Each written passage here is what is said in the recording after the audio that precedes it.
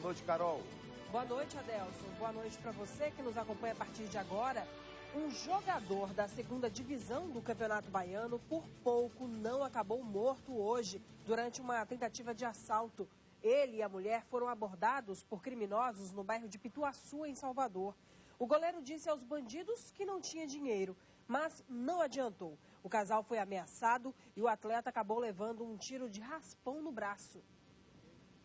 Eram quase 8 horas da manhã desta segunda-feira, quando o João Paulo caminhava por essa rua com a sua esposa em direção ao banco, quando 2 marginais pararam em cima de uma motocicleta e anunciaram um assalto. Ele disse que não tinha dinheiro e ofereceu os celulares. Foi quando ele ouviu uma conversa entre os bandidos e resolveu correr. Reduziram a velocidade da moto e minha esposa estava andando, aí pediram dinheiro, bora, passe o dinheiro. Eu falei para ele, pô, o dinheiro eu não tenho, cara, eu tenho aqui os 2 celulares. Aí no que ele falou, bora, passa o dinheiro. Eu falei, pô, já te falei, dinheiro eu não tenho, mas tá aqui os 2 celulares. Ainda fui entregar para ele. Quando o outro falou, pô, já que ele não tem dinheiro, dá um tiro na cabeça da mulher dele. Aí foi quando eu parei, pensei e resolvi correr. Então eles ficaram indecisos, então ele achou o quê? Pô, ele correu, ele tá com dinheiro. Quando ele disparou, 2 tiros. 2 tiros? 2 tiros. Um eu não sei onde pegou, né? O pessoal saiu na hora para olhar e o outro foi onde atingiu meu braço. O goleiro João Paulo, de 24 anos, se apresenta esta semana ao Catuense, que vai disputar a segunda divisão do Campeonato Baiano. Apesar do susto, João Paulo disse que o tiro de raspão no braço não vai atrapalhar a carreira. E continua a onda de ataques a caixas eletrônicos na Bahia. Mais uma ação foi registrada na madrugada de hoje. Desta vez, o alvo foi um equipamento instalado na estação Pirajá, aqui na capital. Os bandidos explodiram o caixa e fugiram levando o dinheiro. Segundo testemunhas, a ação foi muito rápida. 4 homens chegaram em um carro e fizeram a detonação. A explosão destruiu completamente o caixa eletrônico, mas deixou intactos os outros equipamentos instalados no local. Peças, cacos de vidro e até pedaços de cédulas ficaram espalhados pelo chão. Essa placa de aço foi parar a vários metros de distância. Somente a perícia vai identificar qual explosivo foi utilizado na ação. Os bandidos roubaram um carro que estava parado na estação e fugiram levando 2 malotes de dinheiro. A quantia não foi divulgada e, por enquanto, ninguém foi preso. Uma briga neste bar, localizado na Avenida Pinto de Aguiar, no bairro de Pituaçu, em Salvador, terminou com um policial militar ferido e outro preso. O capitão Adriano Maciel Moreira, de 33 anos, foi detido em flagrante hoje de manhã, acusado de atirar contra o soldado Michael Lima, de 29 anos. A vítima foi atingida por 2 tiros na perna e está em observação no Hospital Roberto Santos. A PM informou que os 2 policiais não se conheciam e estavam de folga quando se desentenderam no bar. Um adolescente de 14 anos foi assassinado na madrugada de hoje dentro da casa onde morava em São Tomé de Paripe, subúrbio de Salvador. Silas dos Santos Conceição foi atingido por vários tiros. 4 homens arrombaram a porta do imóvel e invadiram o local à procura do irmão da vítima, Messias dos Santos Conceição, de 19 anos, que teria envolvimento com o tráfico de drogas. Messias conseguiu fugir pulando a janela da casa. Silas tentou fazer o mesmo, mas acabou sendo baleado pelos bandidos. O pai do jovem estava desolado e os vizinhos chocados com a brutalidade do crime. A Superintendência Regional do Trabalho e Emprego calculou hoje o valor das indenizações de 17 trabalhadores resgatados em condição de trabalho escravo no bairro do Dorô, em Salvador. Eles trabalhavam sem carteira assinada e não recebiam nem salário. Com medo de sofrer represálias, este homem prefere não ser identificado e conta que trabalhou para a empresa sem carteira assinada durante 10 anos. Muitas pessoas me olhavam a gente porque pensavam que era mentira, que nós falava que não, rapaz, você não tem carteira assinada, você não ganha teu salário. Nós falava que não e ninguém acreditava. Era ameaçado? Já fui ameaçado, já fui ofendido, já fui agredido. Ele é uma das 17 vítimas do trabalho escravo resgatadas na última sexta-feira pelo Ministério Público do Trabalho e pela Polícia Federal. Através de uma denúncia, os trabalhadores que vieram do Rio de Janeiro foram encontrados em condições precárias nesta casa, no bairro de Doron. No chão grosso. Nesse chão grosso é uma colchonete que mais ou menos a grossura de um dedo. Cada um carregou o seu, tem que dormir até no lençol. A gente ia para a padaria tomar café, a gente pagava para o nosso bolso.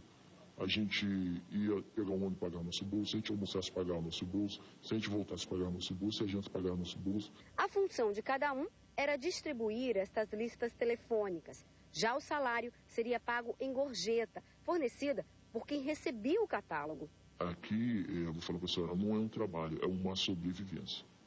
Porque ser humano nenhum vai empurrar carrinho lá dele, vai ficar batendo na porta dos outros, escutar coisa que não é para escutar, tá entendendo? As pessoas falam as coisas. Porque as pessoas têm assim, tem aquela assim, pô, você não trabalha? Por que a empresa não paga vocês? Após a denúncia, a Superintendência Regional do Trabalho e Emprego calculou nesta segunda-feira as homologações para os trabalhadores. A empresa deve pagar R$120 mil de indenizações. O proprietário, Gustavo Campilho, chegou na sede do órgão acompanhado de uma advogada. Isso é tudo resolvido, para esclarecer. A empresa, com sede no Rio de Janeiro, distribui também listas telefônicas em outros estados. Tivemos já a informação de que aqui na Bahia ainda existem mais 3 focos de trabalho assim, vinculados à mesma empresa, né? E estamos ainda em fase de apuração. E vamos, como sabemos que a empresa atua em outros estados, São Paulo, Minas Gerais, Alagoas, Paraná, vamos cientificar todas as superintendências para que adotem as mesmas medidas que estão sendo adotadas na Bahia. Um relatório feito pela Superintendência Regional do Trabalho e Emprego, com os depoimentos dos funcionários, será encaminhado ao Ministério Público do Trabalho e ao Ministério Público Federal. Além dos salários dos funcionários, a empresa vai pagar uma multa por descumprir a legislação e as normas de segurança e saúde. Agora, o que os trabalhadores mais desejam é receber os direitos trabalhistas e voltar para casa. Eu não volto mais. Nem para aqui, nem para viagem nenhuma, não sai mais do Rio. No final da ação fiscal, nós vamos garantir de que a empresa realmente vai devolver todos os trabalhadores aos locais de origem. A nova administração da cidade de Caatiba, no sudoeste baiano, teve uma surpresa nada agradável. Vários lotes de remédios vencidos foram encontrados num quarto abandonado no hospital da cidade. Mais de 50 tipos de remédios foram abandonados nos fundos deste hospital em Caatiba. Medicamentos fechados que poderiam ser distribuídos à população se não fosse um detalhe: todos esses medicamentos estão vencidos. Os funcionários do hospital faziam uma limpeza da unidade quando descobriram, neste cômodo aqui, todos estes medicamentos vencidos, avaliados em mais de R$200 mil. Aqui dentro do cômodo a gente percebe que é um local totalmente impróprio para armazenar os medicamentos. E ainda a gente encontra aqui no chão alguns remédios. Este aqui, por exemplo, numa farmácia custa R$60 aproximadamente para controlar a pressão arterial. Dentro destas geladeiras aqui abandonadas, soro para os pacientes de uso restrito do hospital e até caixas com mais medicamentos completamente lacrados. Este aqui, por exemplo, segundo os funcionários do hospital, é para tratamento psiquiátrico. A validade dele, 7 de julho de 2011. Remédios de tarja preta, outros distribuídos gratuitamente aos municípios pelo Ministério da Saúde. Antialérgicos, medicamentos para diabéticos, ampolas, seringas e sondas. Tudo perdido. Para esta enfermeira, um grande prejuízo financeiro e social. Dá pena, né? Porque a população necessitando, a população carente e um desperdício desse, né? Para a saúde. E toda esta carga de remédio não pode ficar exposta e nem voltar para onde estava. O município ainda procura uma maneira para dar fim a estes medicamentos vencidos. É uma preocupação do município a destinação correta desse lixo especial, uma vez que a gente também se preocupa em acionar a própria vigilância sanitária e todos os órgãos competentes para a gente ver o que fazer com este material. A atual administração de Caatiba informou ainda que os medicamentos vencidos foram comprados entre 2009 e 2012, durante a gestão do ex-prefeito Omar Barbosa. A nossa produção tentou entrar em contato com ele durante todo o dia, mas o telefone está fora de área.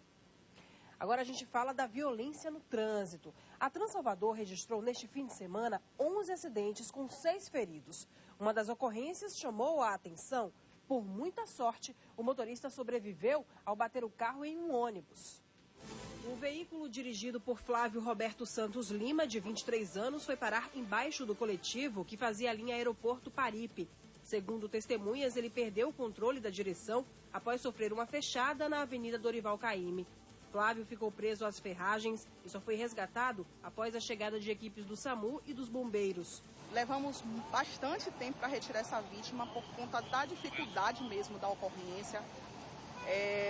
Metade do corpo ficou debaixo do ônibus. O carro está tão destruído que a gente não consegue identificar qual é o carro, qual é o veículo. Flávio foi encaminhado ao Hospital Geral do Estado, onde permanece internado. Alguns passageiros do ônibus tiveram ferimentos leves e foram atendidos ainda no local. E teve mais acidente envolvendo o ônibus. Desta vez foi na Avenida Luiz Eduardo Magalhães. Um homem ficou ferido na manhã de hoje após bater a moto que pilotava no coletivo. A vítima foi atendida por uma equipe do SAMU, levada para um hospital de Salvador. O estado de saúde dela não foi informado. No próximo bloco, bombeiros resgatam últimos corpos que estavam desaparecidos após uma canoa virar no Rio Paraguaçu. Entre os mortos, 2 crianças. E ainda, a Bahia desembarca em silêncio após empatar com o Vitória da Conquista fora de casa, na estreia do time na segunda fase do Campeonato Estadual. A gente volta já.